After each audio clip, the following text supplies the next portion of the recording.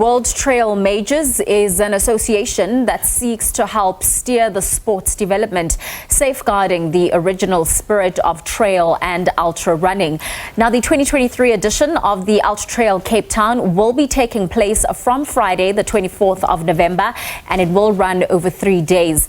There are 5 distances of 23 kilometers, 35 and 55 kilometers, and the Ultra Trail 100 kilometer. The new addition to the Ultra Trail, the Cape Town leg, will cover a distance of 166 kilometers. To unpack this for us, we are now joined by Stuart McConnachie, the race director of the Ultra Trail Cape Town, and Robbie Simpson, an athlete from the UK. Gentlemen, thank you so much for making time for us on The Full View this evening. Let's just maybe chat about the huge event that is happening this weekend. Stuart, let me start with you. We understand that the Ultra Trail Cape Town has been included in the newly formed World Trail Majors. Congratulations on such a huge feat. How did this come about? Hi, Fully. Thanks for having me. Yeah, look, it came about through an association with 8 other races that are all obviously internationally across the globe. And we are one of those iconic races that forms the World Trail Majors, which really ticks the box for us as a race which wants to be quintessentially South African, but attracting international athletes from around the world. And so, what does this exactly mean for the mother city? Look, it just helps to elevate the event and put us on the World Trail platform. And basically, I mean, the Ultra Trail, the Rand Merchant Bank Ultra Trail Cape Town has always been seen as one of the great races around the world. But I guess what this does is it puts us back in a format where we are again part of an association which allows us to basically connect with communities around the world and talk about Ultra Trail Cape Town as being back in that top majors of the trail running scene. That's absolutely incredible. Robbie, I want to bring you in now. You are the reigning champion, having won the 55-kilometer distance last year. So how are you preparing this time around? And what is the pressure of going into a race like this, knowing that you need to defend your title?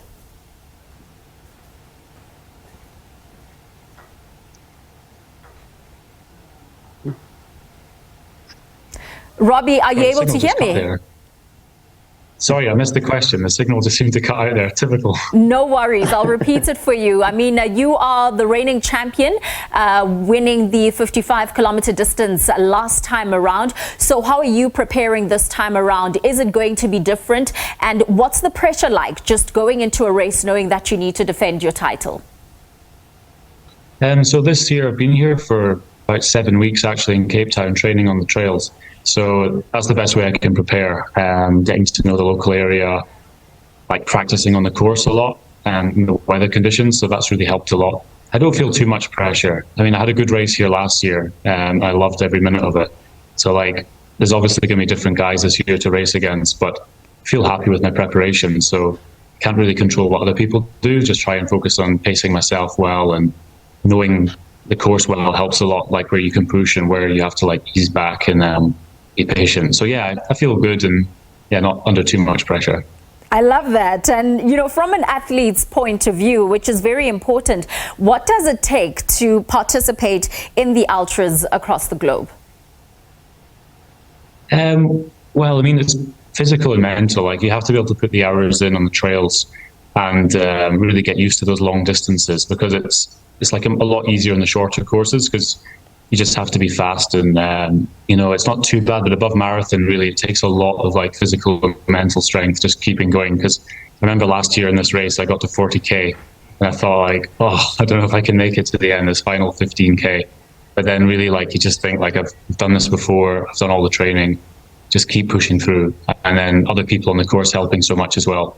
like cheering for you and just pacing yourself. But I think a lot of it's in the head, actually. Absolutely. It's all about that mental resilience. Stuart, I want to bring you back in. Speaking of, across the globe, what are the athletes, the caliber of athletes that we can expect to see, and just the number of countries that will be represented this weekend?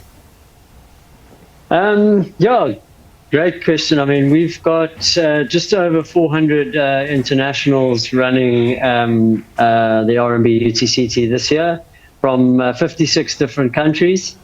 So we really are very proud to obviously connect with people from around the world. And what they do is they come and they get a feeling for the Cape Town trail community, the South African community at large. And they get to obviously experience running on and around Table Mountain. Absolutely, and we know it is. It's such a picturesque venue, to be running in the mother city. Maybe just give us a picture of the track. Does it include that seventh wonder of the world, as you mentioned? Now, Table Mountain will be one of those wonders that we will be able to see. Yeah, absolutely. Because we've got 5 different races. Each of the races follows slightly different routes, but then they all kind of come together for the last half. Obviously we take the 35, the 100K and the 100 miler up and across the front, I guess, the front face of Table Mountain.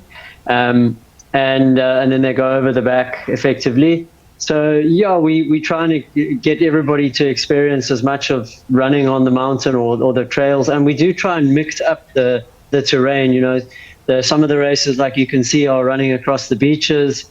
Then they're running through a little bit of vineyards, and then which are in Constantia, and then there's a bit of green belts, and then forests, as well as open technical and technical trail. I mean, I guess running on Table Mountain in certain sections is fairly technical. So that adds to the spectacle, but it also adds to the challenge for the runners. Sure, and just to wrap things up there with Robbie and to bring you in here, I mean, we know the likes of Ryan Sands are also going to be a part of this race, although in different distances. Carrie-Ann Marshall, Tony McCann. I just want to know, from just a personal point of view, how does running the Ultra Trail actually change your life? What has it meant to you from a personal point of view? It's been massive. Well, it's helped me see the world, see beautiful places like South Africa and Cape Town. If it wasn't for trail running, I probably wouldn't have come here. And also, it's let me meet some of the most amazing people in the world that I've met so far. It's been really incredible. The trail running community is the best, I think, in any sport I've known or seen so far.